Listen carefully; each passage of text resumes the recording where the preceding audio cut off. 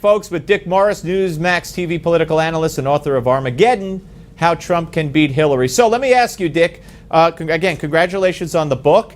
How can Trump beat Hillary? With the media, as you correctly pointed out, waging a war against Trump, it's going to get worse and worse and worse. And with Trump willing to trash the media, but maybe not so able or willing to express himself the way he should and bring up the topics he needs to bring up.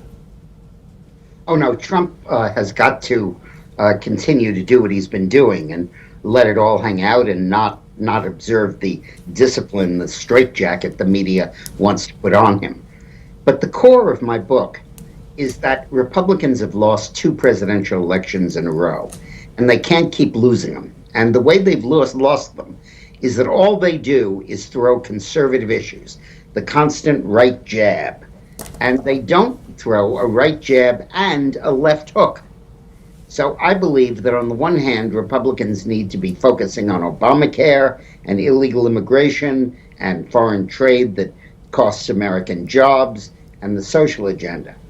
But on the other hand, they need to appeal to the Bernie Sanders voters and show how they favor breaking up the major banks, how they represent the small businesses of Main Street that are being put out of business by federal regulation, where federal regulations are designed to put them out of business so that big business can eat them up, because the big business contributes the money to the Democrats, and the big business ultimately is manageable in a planned economy, whereas a variety of small businesses all over the landscape is the kind of chaos that free markets love and socialists abhor.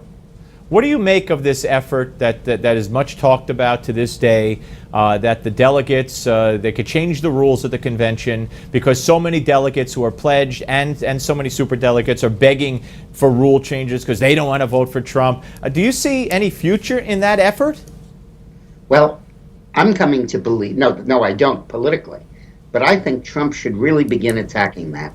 I think Donald Trump should be out there reforming his own party and saying the Republican Party is divided into the country club and the Main Street wings, the Wall Street and the Main Street wing, and that the Wall Street wing, epitomized by Mitt Romney, leads the party to disaster, and that if we followed that wing of the party that favors government regulation light and tax increases light and climate change light and Romney care light, as opposed to Obama, who opposes, as opposed to Trump, who opposes all of those and favors deregulation and lower taxes and all of that, an end to Obamacare, I think that he can make a very important point. I think that you can gain in credibility enormously when you attack your own party. And that's what Trump needs to turn on Romney and do right now. Let me ask you about a VP. At this point, if a decision was forthcoming this week, who do you think he should take? Well, I think he should nominate a woman. The person who I think would probably be the best is Joni Ernst. I think that there are a lot of people who want to make history this year, and we should give them a way to do it that doesn't ruin the United States. And I also think the authentic model of somebody who made it on their own, 23 years in the military, over a year in combat, compared to somebody who made it because of her husband, or if she goes on the ticket because of a phony affirmative action claim. It will be a big contrast for Trump to make. Yeah, Senator Ernst, that I think would be a great pick. All right, let's get back to the phones. Lots of people lining up to talk to the great Dick Morris, folks. Let's go at 877 Newsmax to Mary Rose from Melrose Park, Illinois. Good to talk to you again, Mary Rose. Hi, Steve. Hi, Dick. How you doing? Good. We're doing good. You know what? As far as voters for Donald Trump, I'm for Donald Trump. No matter what, Romney, Paul Ryan, Mitch, to me, they're all clowns. The more they open their big mouths, the more votes for Donald Trump. Because it doesn't matter what they say. Nobody's going to sway for Donald, believe me. You know, the proof I don't care about what they, this, that.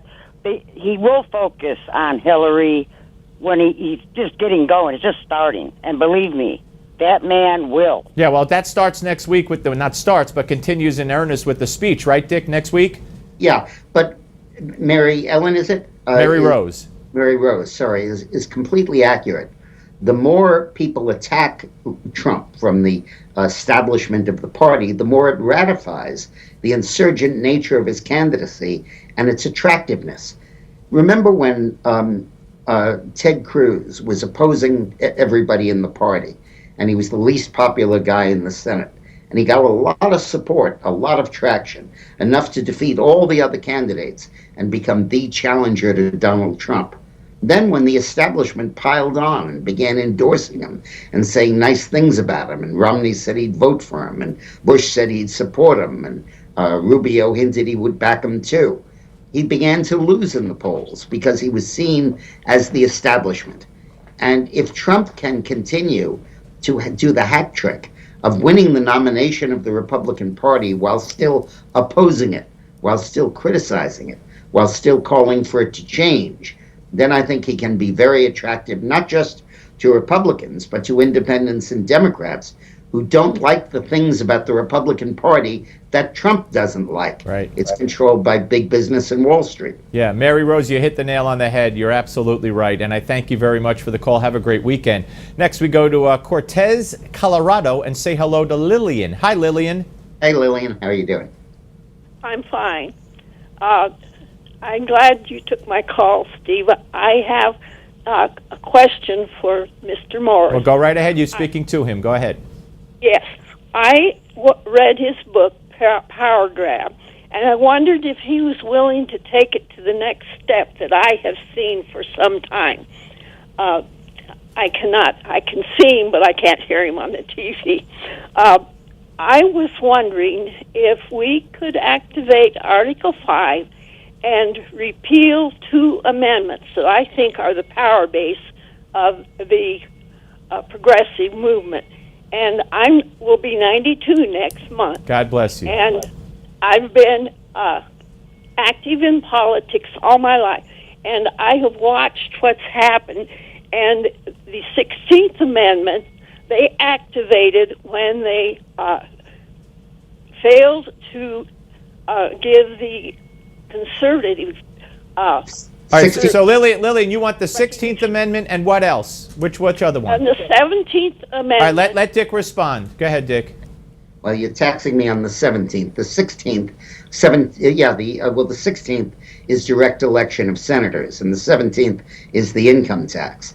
The direct election of senators was necessary because the state legislatures were controlling it, and they are so corrupt and so beholden to the special interests that they make Congress look like a bunch of saints.